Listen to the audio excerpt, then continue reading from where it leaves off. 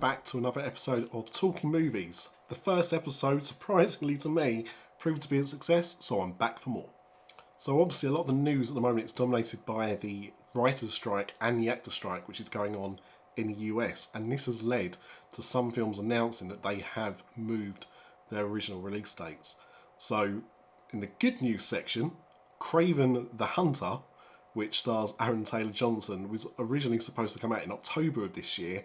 It's now been moved to the 30th of August 2024, a whole 10 months after its original release date.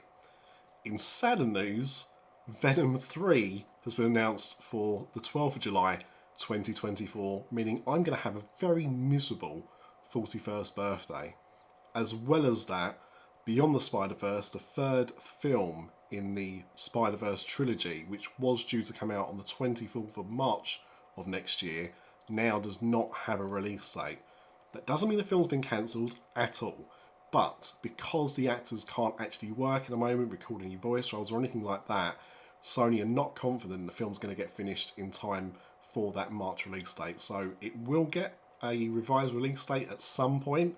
We'll just have to wait and see when that happens. Now, for those that know me, you know that I used to host some Disney podcasts. I'm not going to turn this into a Disney podcast, but there is some Disney news that I did want to talk about. So firstly, the live action remake of The Little Mermaid is finally getting a release on Disney Plus on the 6th of September this year. This is quite a bit longer than you normally wait for a film to appear on Disney Plus, and I think that's a positive, because I think that's one of the problems they've had recently with their film output, is people waiting to watch it on Disney Plus rather than go and see it at the cinema. So the fact that they've actually kind of held this one up for a little bit didn't have a massive impact on its box office, had a very strong start, but you know, hopefully this is a sign of things to come. Now, if I'd been recording this podcast when it came out, I would have covered Elemental. It's a film that I did review for Walking Movies and was actually quite a big fan of, but it was kind of notorious for being Pixar's lowest opening movie since the first Toy Story, making less than $30 million in its opening weekend in the US. However, it's just passed the $400 million mark globally, and it's the first film post-pandemic to do so that's not based on an existing IP or franchise. So it's pretty impressive. But what everyone's surprised about is the fact that this film has kind of just continued. You know, it wasn't in danger of like being at the top of the charts, but it's shown that if you give a film time to find an audience, it will find one. And again, I think the fact that Disney haven't released a date for this coming onto Disney Plus has probably helped make people make that choice to go to cinema to see this film.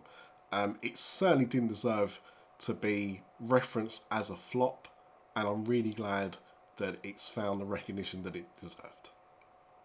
So we are going to take a look at the box office for this past weekend, and it's no surprise that Barbie was still topping that chart. But what's good to know is that after 17 days in release, it passed the $1 billion mark. Only 6 films have done this since the pandemic. It's a very impressive result. It's the first time a female director has also directed a film that's passed the $1 billion mark, and it was the fastest that a Warner Brothers film had passed the $1 billion mark. The last film that did that was Harry Potter and the Deathly Hallows Part 2. That took 19 days. So it's beat it by 2 days.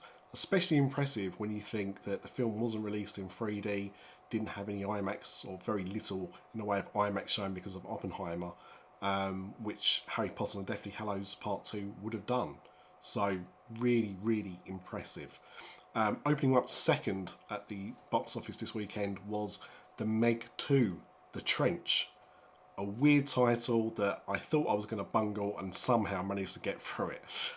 It opened with $30 million in the US, which wasn't particularly great, but it did open to $130 million globally.